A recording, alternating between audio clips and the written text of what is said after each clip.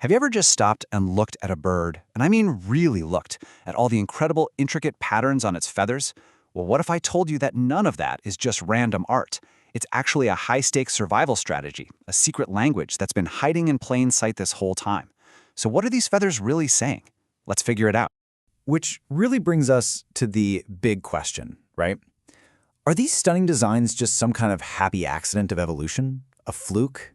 Or is there something way more deliberate going on here? Well, the answer is a big, definite no.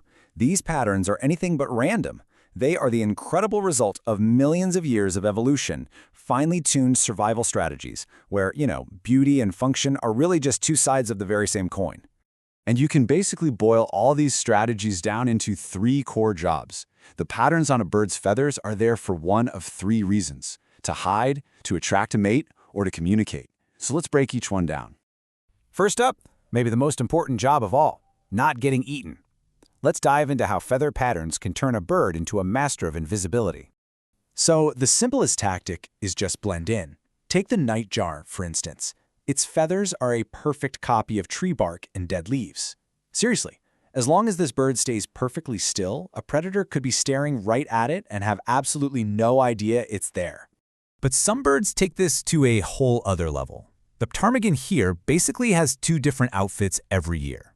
In the summer, its feathers are this mottled brown color, a perfect match for the rocky ground it hangs out on. But then, when winter comes, it molts into this stunning all-white coat to just disappear into the snow.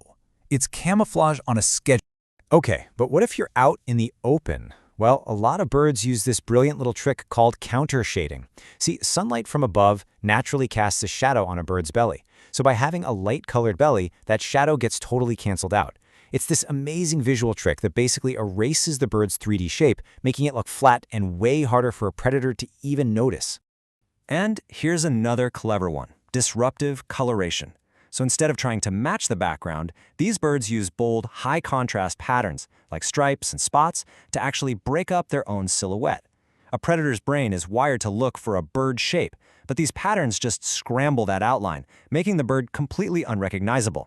The plover is a perfect example of this. See that sharp black ring around its neck? It makes its head look totally separate from its body.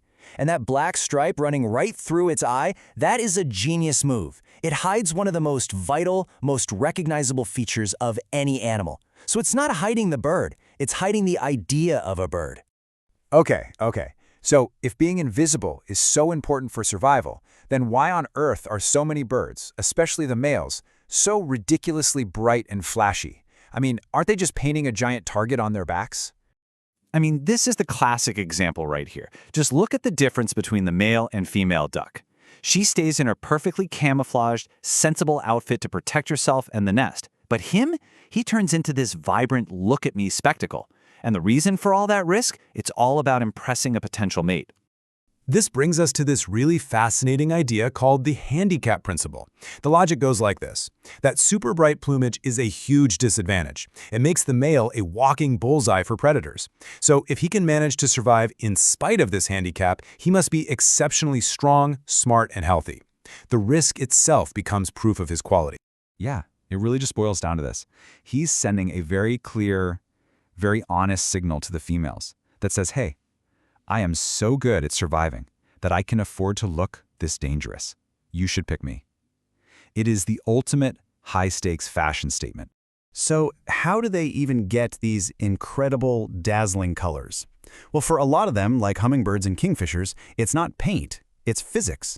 Their feathers have these microscopic structures that literally bend and scatter light, creating these shimmering, iridescent colors that change depending on the angle you look at them. It's kind of like the rainbow you see on a soap bubble. And the most amazing part? Unlike pigments, which can fade over time, these structural colors are permanent. They never fade. So we've got patterns that can hide you, and we've got patterns that help you show off. But there's a third, super important function. These patterns act as a complex social language, like a set of rules for how birds interact with each other. So first off, patterns are basically like a team uniform. They let birds quickly recognize members of their own species, which is obviously crucial for finding the right mate.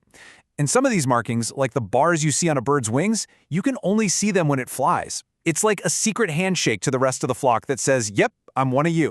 And this language can get incredibly specific. For instance, research on great tits has shown that the black stripe on the male's chest, his little necktie, is a direct signal of his social status. The wider and bolder that tie is, the higher his rank is in the flock.